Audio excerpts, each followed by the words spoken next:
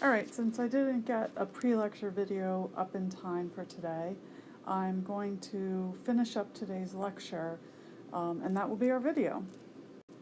So we were talking about interference in thin films, which deals with the idea that, it explains why we see the rainbow here on the puddle. And it's when you have a thin film of a material of a different index of refraction on top of another material. And what we're looking at is the reflection of the light from the top layer and the light that goes through the layer and bounces off the bottom of it and then comes back up.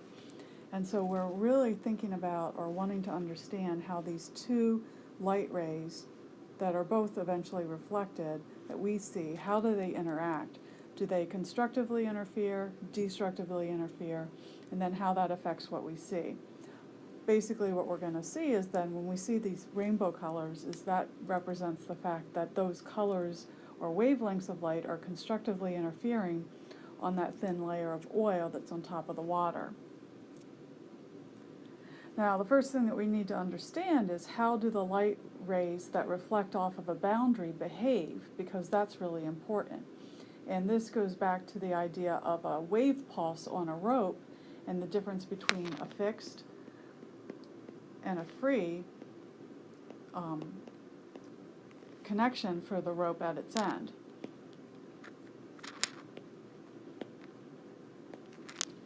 And what we're making an analogy to is whether the end is fixed or free is through the index of refraction of the material that the light is reflecting off of. Material that is less optically dense, which means it has a lower index of refraction, is comparable to a free end, where a material that has a higher index of refraction or is optically dense corresponds to the fixed end. So what we saw in class is if you have two materials, one where the index of refraction that you start in is higher than the material that you reflect off of, what happens is the light is reflected without any sort of phase changes. So this corresponds to the case of the free end of the rope, which just reflected and didn't change. If we switch the order of the materials, where we start in a lower index of refraction and we reflect off of a higher index of refraction, this corresponds to a fixed end, because what happens when the light is reflected, there undergoes a half cycle phase shift, which corresponds to 180 degrees or half a wavelength. And we have to really remember these facts, because this will help us determine what's going to happen when the two light beams interact. How will they interfere with each other? So, thinking about this, we're going to come up with some interference conditions, and what I'm going to show you with my two examples is how important it is that you try not to memorize these and just use them blindly. So, in our first case, and I'm just repeating this from class, we had air, and then we had a layer of water, and this water is on top of glass. And if I call this 1, 2, and 3, if we remember, what we're talking about are materials where the index of refraction is increasing as I go down. So, if we have a light beam that comes and hits the top of the water layer and reflects, because it's hitting a material of higher index of refraction, we're going to get a half of a wavelength phase shift.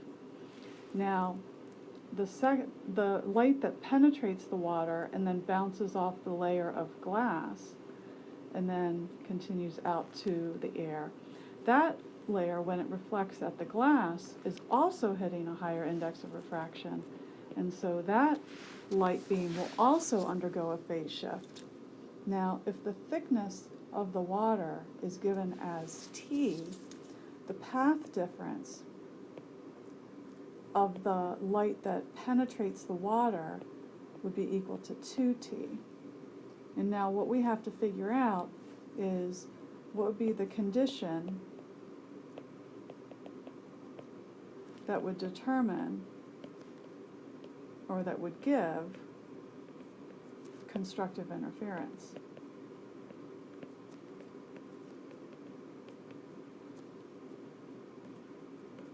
Now, in this case, if these two light beams that are coming out, because they've both undergone a half of a cycle phase shift, there actually would be in phase if it weren't for the difference in the path length. And so what we need is for that path difference to still be equal to an integral number of the wavelength of that light in order to maintain constructive interference. However, when the light goes into the water, remember that when light goes into different materials, the wavelength changes. And so instead of saying just lambda, which would be the wavelength of the light in air, we need to say that it's that difference in path length has to correspond to an integral multiple of the wavelength, but the wavelength that it has when it's in the water. And if we remember from the chapter on refraction, this corresponds to the wavelength in air divided by the index of refraction. So this simplifies to this condition for constructive interference in this situation, that 2 times the index of refraction, now this would be the index of refraction of the water, because that's where the light is traveling when it goes through the thickness, has to be some integral multiple of a wavelength. Now, what I'm going to do is I'm going to show you another situation where we realize how important it is in order for us to understand these conditions for constructive or destructive interference.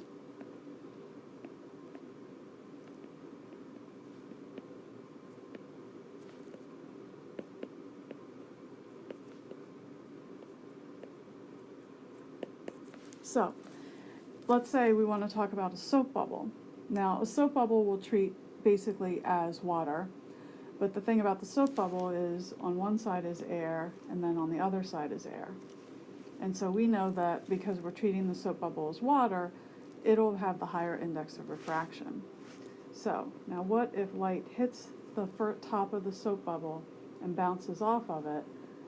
Because of the fact that it hits a material that has a higher index of refraction, it will undergo a phase change of a half a wavelength.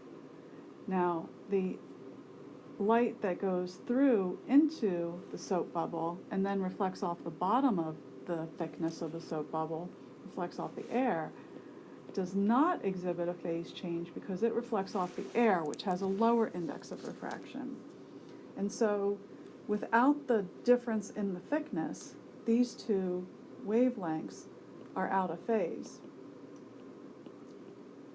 And so let's think about conditions for destructive interference.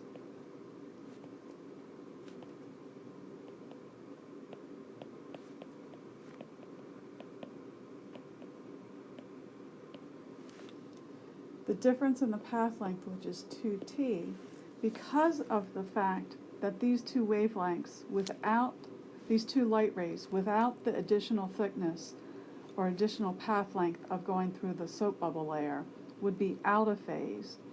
If we kept them out of phase with the different distance, then they would destructively interfere, which means that to keep them out of phase, we need that additional path length, or the difference in the two path lengths, to be equal to an integral number of the wavelength in the soap bubble, which is equal to lambda over n, and so 2nt is equal to m lambda. But in this case, this is the condition for destructive interference.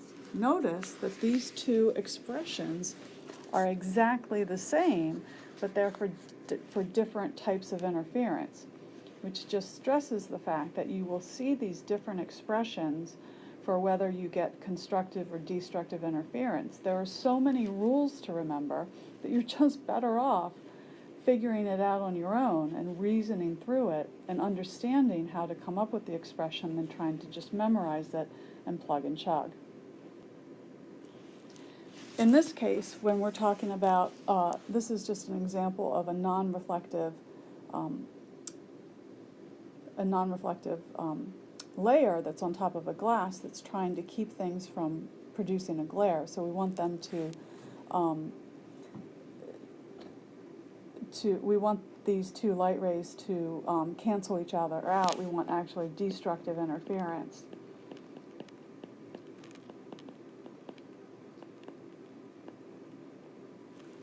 And so the top light beam that hits the film, because the film has a higher index of refraction than the air, this is going to undergo a phase change. And because the glass has a higher index of refraction than the film, is also going to undergo a phase change. So actually, without the additional thickness, these two light rays would be in phase, but we want them to be out of phase. So we want the difference in the path length to actually be equal to, now it would be m plus 1/2 lambda, but to get the thinnest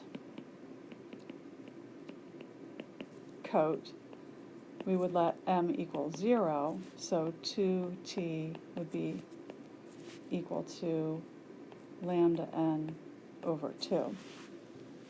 And so you can see that the thickness would be lambda over 4. And that's how that works. Notice, of course, we used a different condition because we were talking about destructive interference, and we had to think about what was happening to these two light rays and what we wanted to be true in order to answer the question.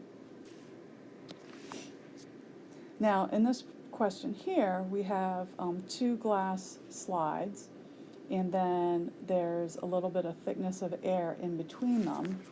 And so what we're trying to answer the question is, what kind of thickness should this be so that we see a bright fringe? A bright fringe is going to mean constructive interference.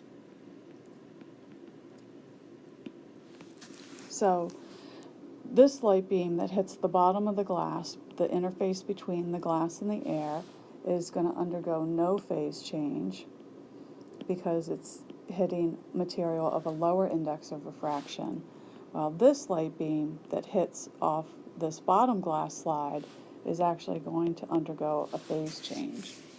So right now, without the additional thickness or the difference in the path length, they are out of phase. But I want to bring them into phase in order to have them produce a bright fringe. So I want twice the thickness to be equal to m plus 1/2 of lambda. When the lambda this time, we're lucky, is in air, so we don't have to write lambda sub n because lambda sub n just equals lambda because it's air. So if we allow the thinnest thickness is m equals 0, so we have 2t equals lambda over 2, so t would be lambda over 4. Now that's not one of my choices, so let's try m equals 1. And so if we do m equals 1, we have 2t equals 3/2 lambda, and then t would be 3 lambda over 4. And that is one of our answers, and so that's what the thickness would have to be. Notice that we would never get lambda over 2 for our answer, nor would we get lambda. So this is our answer. And that's going to be all that we're